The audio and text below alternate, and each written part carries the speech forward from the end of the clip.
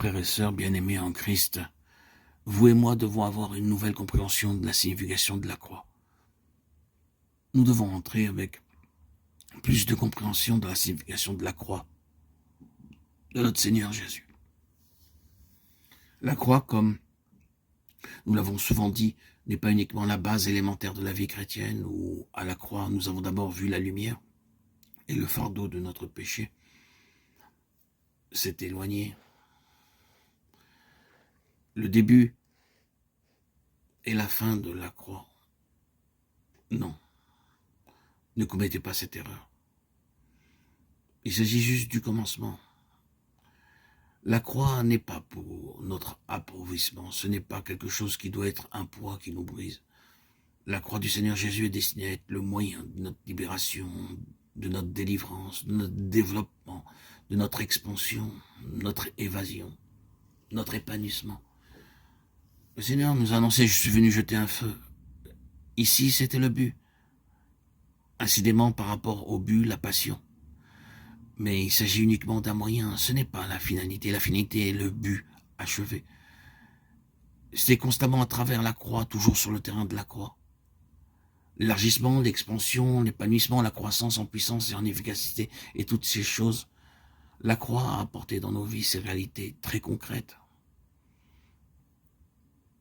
Si le Seigneur nous conduit à travers un temps difficile et que vous ressentez que tout se brise, se détruit, se vide, croyez vraiment que si le vendredi saint dit une seule chose, si le calvaire dit une seule chose, cela dit ceci, que cette souffrance, que cette mauvaise période dans le plein dessein de Dieu vise directement la délivrance et le développement. Croyez-le. Vous pouvez le contrecarrer, vous pouvez entraver le dessein de Dieu, mais c'est son but, et c'est ce qu'il entend par là. Il ne s'agit pas de restreindre, de limiter et d'écraser. C'est la libération qui est en vue. C'est l'élargissement. Combien je suis restreint jusqu'à ce qu'il soit accompli. Luc 12, 49.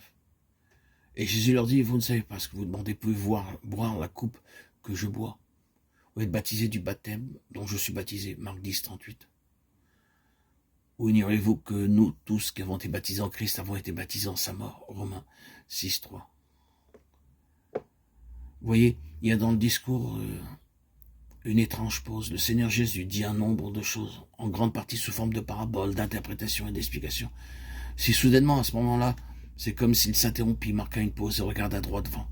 Son cœur bondit et tout d'un coup jaillit dans ces mots qui semblent n'avoir aucune relation avec ce qu'il était en train de dire. Je suis venu jeter un feu sur la terre et combien je souhaiterais qu'il soit déjà allumé, mais je dois être baptisé d'un baptême, déduisant qu'il y avait une chose par laquelle il devait passer avant que le désir de son cœur et le but de sa venue puissent être réalisés.